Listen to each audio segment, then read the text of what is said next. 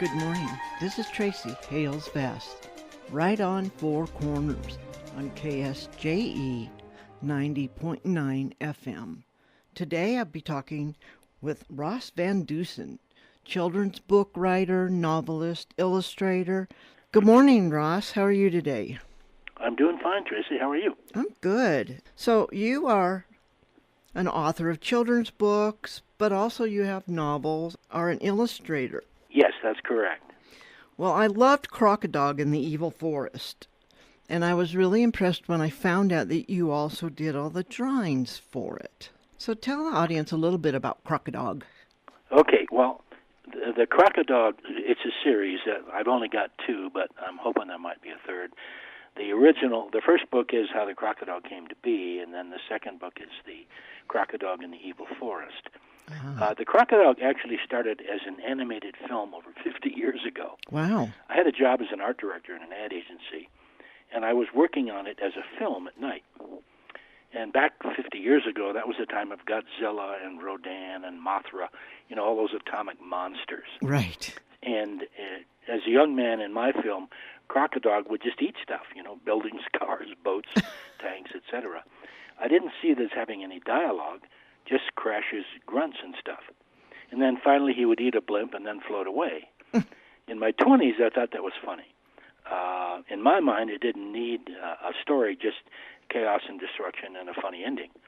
Right. But I was young, and so I came to realize that it needed more than that. But so anyway, back then I started making drawings, and standard animation is 24 drawings per second. So I do 24 drawings to be shot on twos, meaning 2 frames per drawing, and that would take about 2 seconds of animation. So I got out my little 8mm camera and I shot a test. I put a drawing under the light, click, click, put the next drawing in, click, click, and so on. Got 48 clicks on my little camera. And then in those days, you sent it off to the drugstore to be developed. Right. And, yes. So, and a couple of weeks later, I got this little piece of film back, and I put it in the projector and turned it on, and I couldn't believe how fast it went by. It was like weeks and weeks of work, and then it's gone in 2 seconds. And I had no idea how short 2 seconds would seem. And I realized then that a 10-minute film would take years. Yes. So I stuck to my day job. I just put it in a drawer and forgot about it for a while. And then when I retired from advertising, I dug out all my early drawings, and Crockadog was among them. Even by then, I knew that animation was out. I'd be 100 years old before it was finished. But I realized it would be a pretty good children's book. And I was also mature enough by then to know it needed an actual story, not just a bunch of crashes. And the story was simple enough. You start with a puppy, something bad has to happen, and then he becomes Crockadog, and then something has to save him. It's basically the Hulk for children, 4 and 5-year-olds. Anyway, he gets in trouble and becomes the Hulk and destroys things. Well, so, that's what I decided to do. My publisher saw it as a story about bullying. I never thought of it that way, but I guess it is sort of. I can see that, yeah. Yeah. Anyway, I originally wrote it as prose, and I read it out loud, and it seemed a little flat. And my wife Jean read it out loud, and it seemed flat to her too. I'm very lucky that my wife Jean is an ex-English teacher, so I have a built-in editor and a great sounding board. So we, talked about it back and forth about what to do. And I knew that moms and dads are most likely going to be reading it out loud. Right. And so I tried a few different things, but it never just seemed to come alive until I rewrote it in rhyme. And then, reading it out in rhyme sounded a lot better. So that's how it came about. And it was the first book I did. And then I did a whole bunch more after that. I found these drawings of a snowflake maker. It was my odd sketch of this thing that would stamp out snowflakes, and I had another drawing of an echo tower and a lightning maker, and all these just kind of funny Rube Goldberg devices. Right. I had a rainbow machine that would spray colored ink in the air, and And I thought, at the time I made the drawings, I really had no plan for them. Mm-hmm. And my first thought was I could just make a book of funny machines, just here's how rainbows. And then I thought, well, in the spirit of children's books, Right. maybe it would be a way to engage a child's fantasy about how do you think a snowflake comes about, and then talk about maybe they're made in China, maybe this and that. Mm-hmm. And when I've read that book to kids, they all start shaking it. No, they're not made in China. The kids are smart. They get onto you pretty fast. They do. And I dice them. I say, "Are you sure?" No, that's not the way it's done. And then in the middle of the book, I decided to put a little actual science. No, that Mm-hmm. yeah, I agree. It's not how it's done. Here's how it really happens. Two atoms, H2O, all that. And I kept it as simple as I could, Mm-hmm. because I knew 4, 5, 6, 7-year-olds are going to be reading it or having it read to them. Right. And then I checked it with a chemical engineer, a science teacher, and one of the TV weathermen. Wow. I had them read them and make sure that my science was accurate enough for little kids. And then so the book starts with a little fantasy, and then little science in the middle, but not too complicated, Mm-hmm. and then back to kind of a reprieve of the fantasy to finish Right. the book. And I decided, since the rhyming worked so well in Crockadog, it made it come off the page better, from at least to my ears. I thought, well, I'll do the snowflake thing and the rainbow thing and the lightning thing in rhyme, and that seemed to work pretty well too. Right. So I've sort of carved out this corner where I have to do rhyme in my children's book. Oh, you're stuck with that now. Yes, I am. Yeah. But how fun! So how many? Yeah, they're fun. I'm going to slow down a little now. I've been going like crazy for about 5 or 6 years now, and I need to take a break. So I'm also a fine artist, and Mm-hmm. so I've taken a break from children's books for a couple of months, and I'm going to do some painting and things. Oh, good. But I'll come back to the books. Good. I would love to do a third Crockadog. Yes. I have how he started, Mm-hmm. and then how he gets lost in the evil forest. Right. And then it hasn't come to me where it's going after that. I haven't figured out.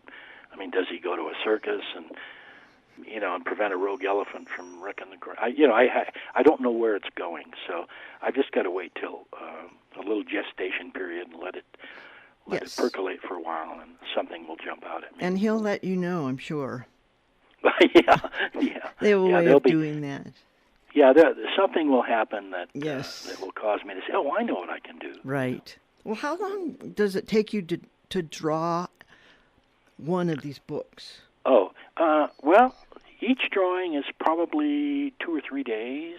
Mm. I start with a rough sketch, Mm-hmm. and then generally I draw it small, and then I blow it up to put in detail. I do a pencil rough, Mm-hmm. and then I actually put a book together with pencil roughs to make sure that it flows and the words. And because I put the words in the pictures, I have to design the pictures. That's my art direction background, Mm-hmm. so Right. that there's a place for the words, and yet the pictures still look right. Right. And once I've got it figured out in pencil, then I go back and start ink drawings of each of the pages. And there I do them in line, and then I do the color in actually colored pencils. Oh, my. I would love to do them in watercolor. It would be faster, but I'm not very good with watercolor. I find that doing the color in pencil, I make fewer mistakes, and I can, it's a much slower way to render, and so I don't have to go back and do things over. And then when I get done, I put it together in Photoshop. The pictures. A lot of times, I'll draw part of the drawing, and I'll want to add something later. So I'll do separate little drawings and put them together in Photoshop and make to finish the page. Or the actual drawing, it turns out the type didn't quite fit right, so I have to reshape some of the drawings in Photoshop. And then I go to InDesign, which is a program that's designed to put books together. Right. And I put it together there, and that's what I send off to my publisher, My. who turns it into a book. And it's gorgeous. It really is. And I Well, like that even though it's written for children, there's some things in here for adults. Like on Hank's hot dog van. yes. Cheaper than steak, tastier than chicken. There you go. Yeah, I I love forgot it. what I wrote. Yeah, and I did a children's book for little 3-year-olds, 4-year-olds Uh-huh. about Lyle, an elephant that gets caught in a tree. He's a big blue elephant. He's this little tiny tree. He sees a mouse and he can't get down, and he has to spend the night in the tree. And then the fire truck comes to rescue him. And he gets on the ladder, and they have to go to a fire. So now there's this big blue elephant on this ladder sticking in the air, and the fire truck racing down the street. And it's kind of fun, and it's in rhyme as well. And then, of course, they get to the fire, and there's a lady on the second floor, and she's going to roast. Well, he's on the ladder, and he sucks up this water fountain and puts the fire and her out in one mighty blow. And and so there's a line in there for Mom that says, "The lady was saved, but he ruined her hair." Perfect. And then he said the house was all singed, but it was still there. And then so he becomes a hero. So Right. it's a story about overcoming fear and becoming a hero. Right. Which is good for little kids. It is. It is. Yeah. And so Crockadog is the same way. It could be construed as a story of, gather your strength and you can overcome the odds or something. Yeah. And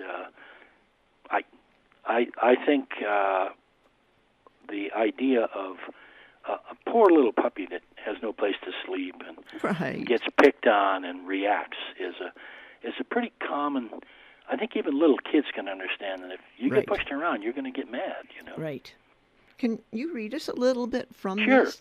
Why don't I read how the Crockadog came to be, how it started anyway? Oh, okay. That'd be great. Okay.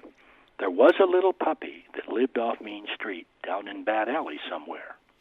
It was near the end of the day, and the little puppy needed a place to stay. He thought he might sleep in that box over there. He was too little to see that something was in it, much bigger than he. Now, in the picture, there's a little dog is in the middle of the street, and there's these junky old cardboard boxes and stuff, and there's this sort of big black shape in the box. Mm. And then when the puppy peeked in, a big old black cat gave him a thwack. Yikes!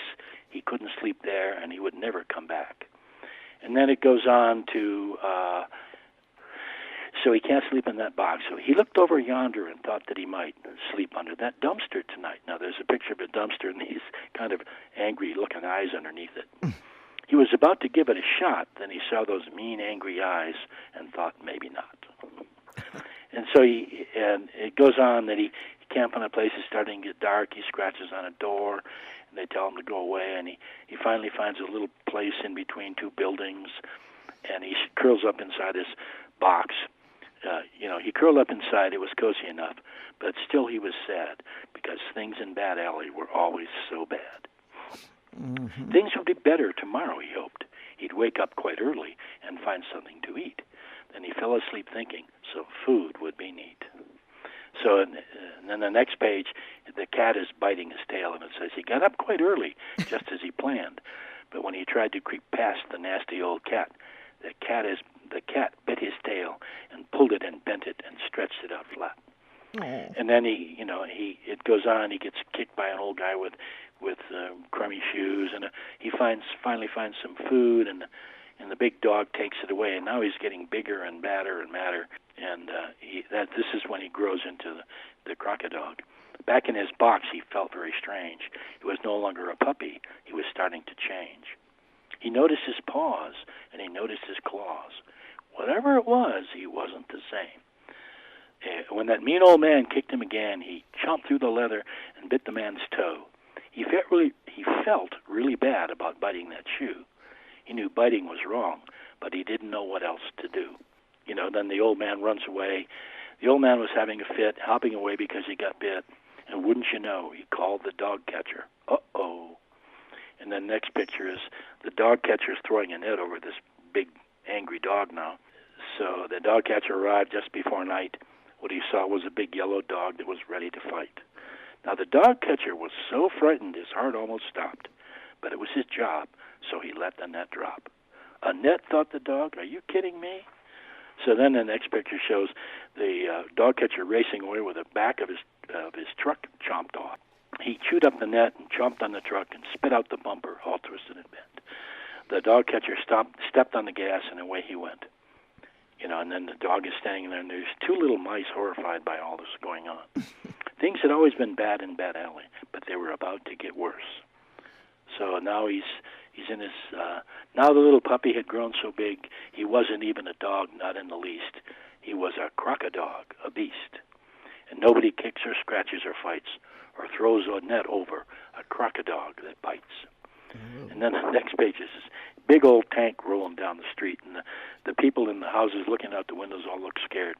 And the copy says, so they called for the army to send in a tank. And then on the next page, the crew is walking away, and the tank is in shreds.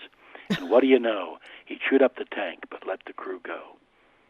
So then the army called for the Air Force to send in a blimp.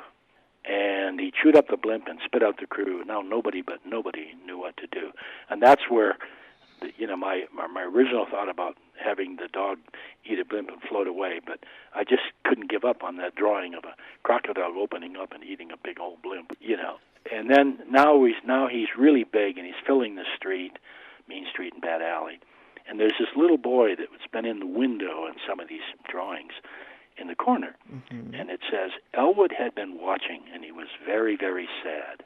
He knew what to do, and it wouldn't be bad.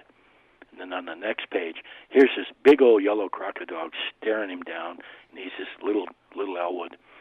And it says, he stood in the alley as brave as could be, and when the Crockadog met him with a growl and a hiss, Elwood surprised him with a hug and a kiss. And here's the next picture is Elwood kissing him on the nose, and there's this stunned look on the dog's face.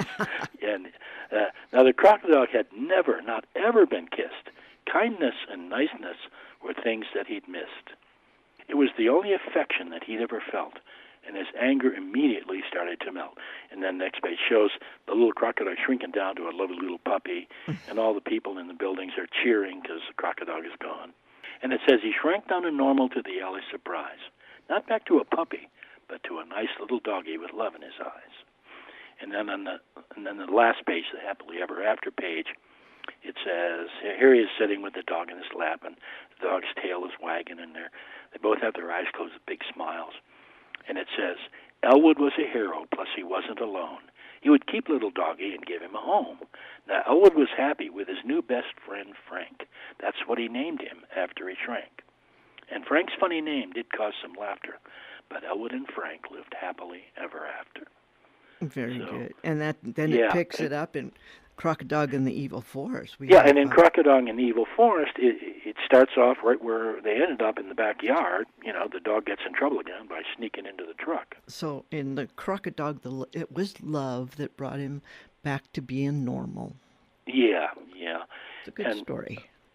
Love and affection, yeah. Right. And of course, in the second book, Elwood saves him again at the end. And to me, that's just sort of a natural thing.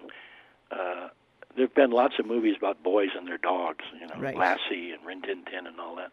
And it just, I don't know, it feels right, doesn't it, to have the relationship between a boy and a dog. It is. Such a natural, loving thing. It is. But you've won awards for your I was in the advertising business for a lot of years, and they're very happy to give out awards. They give their advertising shows all over the place, and I won my fair share. Mm-hmm. I won a couple of Clios and a couple of international awards, British International and the IBAs and Andes and Addies and all that stuff. And when I decided to do children's books, I had no idea that they're almost as award happy as the advertising business. Oh. There are regional and national awards, and my publisher entered the What Makes a Snowflake and Rainbow in the Moonbeam Awards, and it won first place for nonfiction. Congratulations. And I was quite surprised. I was happy. I mean, it's great. And the Crockadog won first place in the regional thing here, and then there's a newspaper award show that is regional and then national, and I've won that a couple of times too. So, yeah, I've been very lucky Well, congratulations. to have found, a venue that is going to see me through my retirement. Yes. This is not exactly what I thought I'd be doing when I retired. I know. I expected to, I don't play golf or anything, but I expected it to be less busy than I am. Yes. Of course, my wife Jean is the one that really, she steers the ship. I'm down in the engine room stoking the fire. But she says, we're going to do this, and you have a school meeting here, and you're going to be on the radio there. And so it's really Jean that keeps this whole process going. Well, I really like what makes a snowflake, too. And one thing about it in particular is at the end you have questions for adults. Oh, yes, yeah. Well, that was, I figured Mom's got to read this book to the kid a couple of times, right. maybe more. I have a nephew or a niece that said, I'm so tired of reading that book. I read it every night for 2 weeks. And I thought, well, the reward for that would be just something for them at the end of the book. Right. I don't know if they'd read it to their kids or not, but they're funny, I thought. They're very clever. So you also have a novel or novels? Yeah, I've written a bunch of novels. I originally, because I was in the advertising business, I did an awful lot of television commercials, and of course they have a beginning and a middle and an end, but they're only 60 seconds long or 30 seconds long. And so it seemed natural to write screenplays. Mm-hmm. I mean, you write little bitty, each commercial is a little bitty movie. And so I wrote a few screenplays and sent them off to some friends that I knew in Hollywood. I worked in L.A. for a while. I worked in San Francisco, and I worked in New York. So I kind of knew some people in the business. And the first script I sent off, it was a war story, and they liked it, but they wanted me to. It was about World War II, about a couple of a broken down tank in a little Italian village and a bunch of GIs, and it's a standoff. Neither the Germans nor the GIs want to wreck the town, and there are a couple of ladies of the evening who are going to come and go in the tank as often as they want mm-hmm. to add a little bit of humor. Right. And in the end, of course, the town is saved. But hearing, they're going to do it, or they want it to be Afghanistan or something, and I didn't think there was anything funny about Afghanistan or Iraq or Iran, or I thought World War II is far enough back that you could do a fairly lighthearted thing about it. Right. But I didn't. There's nothing funny about what's going on over there, so I refused to do it. And then I had maybe 5 or 6 scripts, and I thought, well, it takes so much money to get a movie done. And I talked to my friends in the movie business who've had movies done, and they say it just takes forever, and it's really hard, and you can go for years without getting your script published, and then, filmed, and then it might or might not happen. And I thought, well, the heck with that. I'll make them novels. I turned them into novels fairly easily. It turned out that my books are fairly dialogue heavy, because in movies, when you write a script for a movie, you don't describe the street that carefully, because the director and the set designers and all those people, they're going to do that. So your description there is small town dirt road. And then the GIs and the Germans have this conversation. Well, in a novel, you can't do that. The hardest part of converting a screenplay into a novel is all of the descriptions of roads, buildings, sunsets, mm-hmm. the church, the holes in the ceiling, all that stuff that they don't want you to put in a script. Right. Has to be in a novel. That's true. So I found myself with a whole lot of dialogue and not a whole lot of prose in between, and not a whole lot of description. So that took a while. A children's book takes maybe a month to produce. Mm-hmm. All the drawings, and the writing is fairly fast. You can sit down and and write out a children's story in a day or two. You actually can write it in an hour, but then you edit and improve it and stuff like that. In a couple of days, you've got a really nice, cute little story for kids. And then the hard part is the drawings. In a novel, it's kind of the opposite. There aren't any pictures, so you have to write word pictures, and that for me was kind of a new experience, and it takes a lot longer. It probably takes a month to write a book. At least, yes. Yeah. And that's interesting that you have taken your art and put it into words. That's a whole brain shift kind of thing. Yeah. And I'm not sure I've been that successful at that, but that the children's book are perfect because it's art and words. There are a lot of. I go to a lot of these writer conferences and things, and sit on panels, and we talk about how to create children's books. And there'll be an audience of people. There'll be some artists down there who really love to draw, but don't have any idea about words. And there'll be a lot of writers down there who have wonderful stories and don't know how to get them drawn. It's just I'm very lucky that I had both those inclinations. I have a sense of writing and I love to draw. So I didn't have that problem of trying to hook up with an artist, and you can't overestimate the value of not having an argument with an artist about what the picture should be like.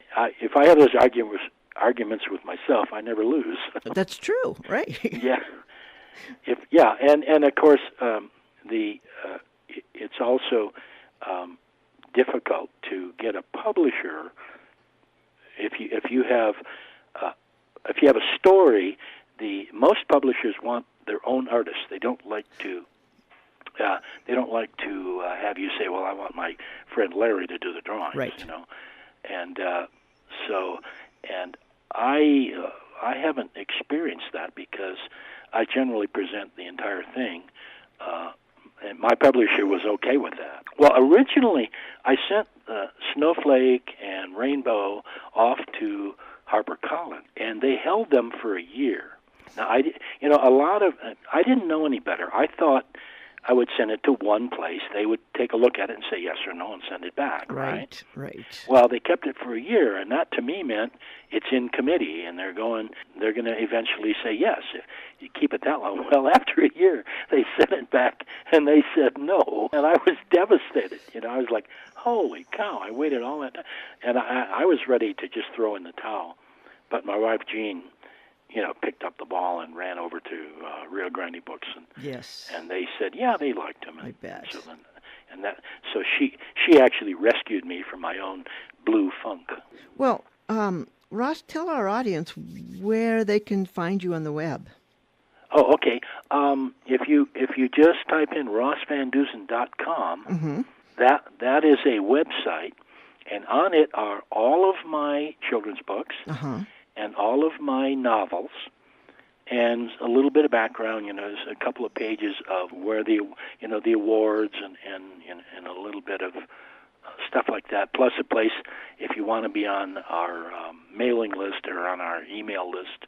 There's a place to sign up and get the latest dirt on what I'm doing.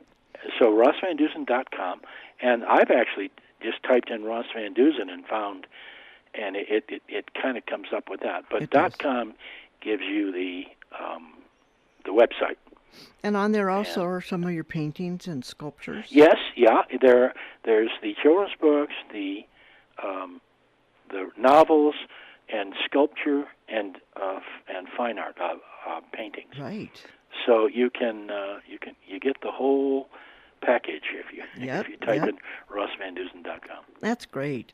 You're so multi-talented. No wonder you keep busy. Well, I'm not sure that's as wonderful as it sounds. It's like I'm getting old enough to want to rest a little, but I guess that's not in the cards for me. I guess I'm just going to work until I just keel over, I suppose. That's okay. We enjoy them, and the results are great. Yeah, well, thank you. As I once told my mother, it keeps me out of prison. There you go.